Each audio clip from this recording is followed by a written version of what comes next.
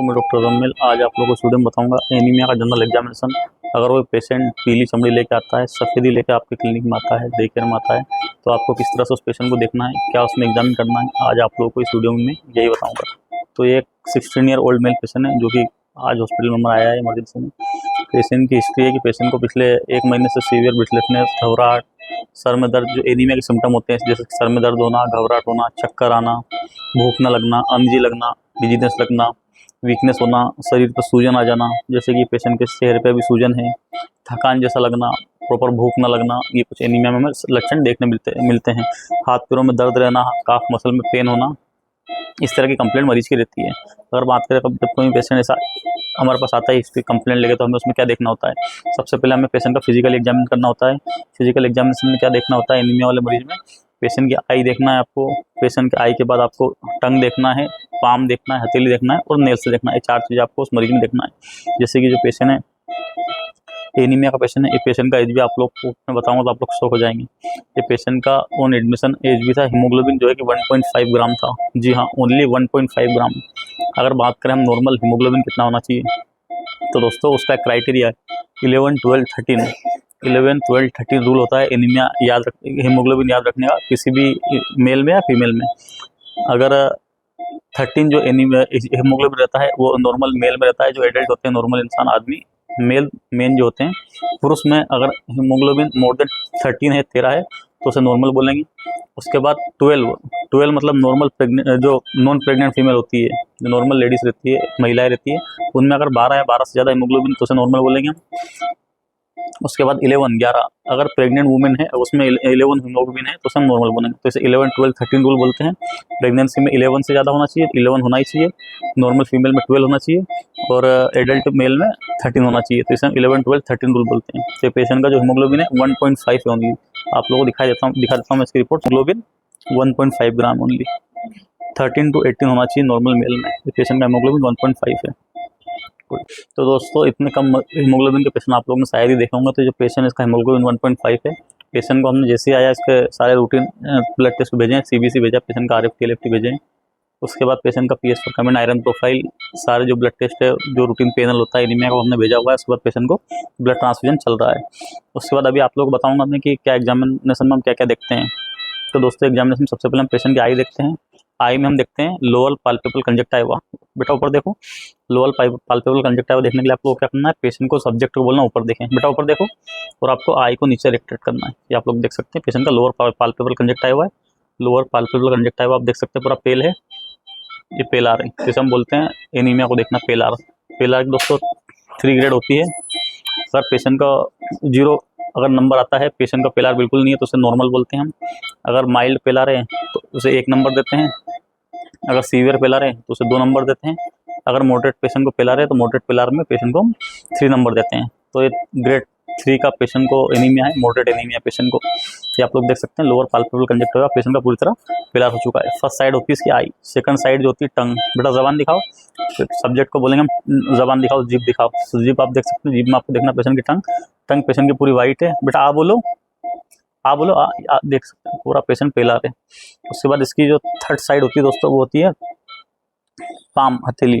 ये देख सकते हैं आप, ये बेटा हाथ दिखाओ, ये मेरा हाथ देखो रेड है, पेशेंट का हाथ पूरा पेल है। पूरा पेशेंट का जो हैंड है पेलार है, इसे हम पेलार बोलते हैं। पेलार में आप लोगों को जब पाम देखेंगे तो पाम में क्या देखना है, पेशेंट की हथेली देखना है, पेशेंट की जो लाइन है देखना है। ये जो लाइन होते हैं हम इसे क्राइसिस बोलते हैं। अगर पेशेंट की हथेली लाल है, क्राइसिस डार्क है, तो 0 नंबर देंगे इसे, पेशेंट को एनीमिया नहीं है।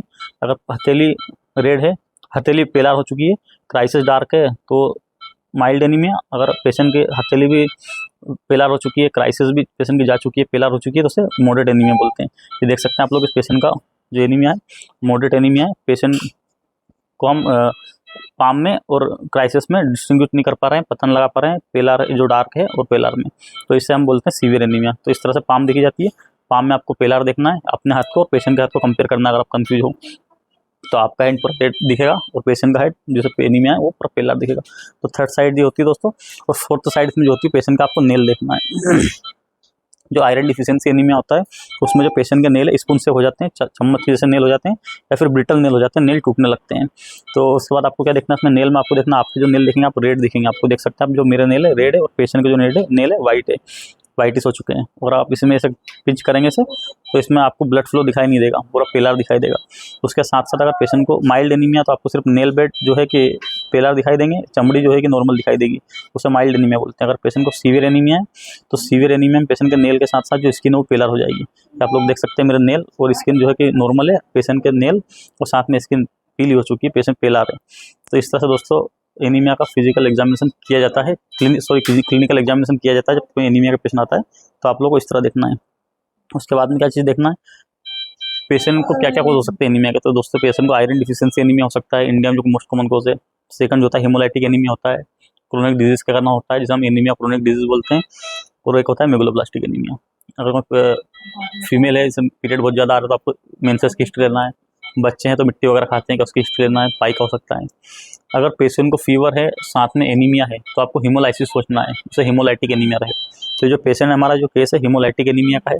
पेशेंट जब हमारे पास आया तो पेशेंट को फीवर था, फीवर के साथ साथ पेशेंट को जॉइंटिस भी था, इक्टेरस भी। आप लोग देख सकते हैं, बेटा नीचे देखो, लो अपर, बेटा नीचे देखो, नीचे देखो, उंगली देखो नीचे, ये लोअर पाल्पेबल कंजक्टिवा जब हम देखते हैं तो हमें पेशेंट को जो है कि हेमोलाइटिक एनीमिया के बहुत सारे कोजेज होते हैं। तो उसके जो रूटीन टेस्ट होते हैं उनके बाद बोन मेरो कराया जाता है। उसके बाद डायग्नोस देखते हैं हम आगे पेशेंट का क्या बनता है। हो सकता है पेशेंट को एप्लास्टिक एनीमिया भी हो सकता है।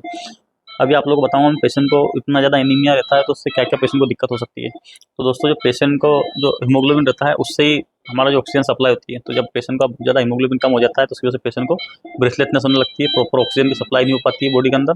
तो पेशेंट को ब्रेथलेसनेस कंप्लेंट रहेगी इसमें बहुत ज़्यादा। पेशेंट का पल्स रेट बहुत ज़्यादा बढ़ेगा, पेशेंट को टेकिकार्डिया रहेगा, पेशेंट का पल्स रेट 150-160 का अराउंड चलेगा, कंटिन्यूस फीवर रहेगा। तो इसमें दोस्तों इस तरह से पेशेंट को आपको देखना है कि पेशेंट का पहले सबसे पहले आई देखना है, टंग देखना है, पाम देखना है और नेल देखना है।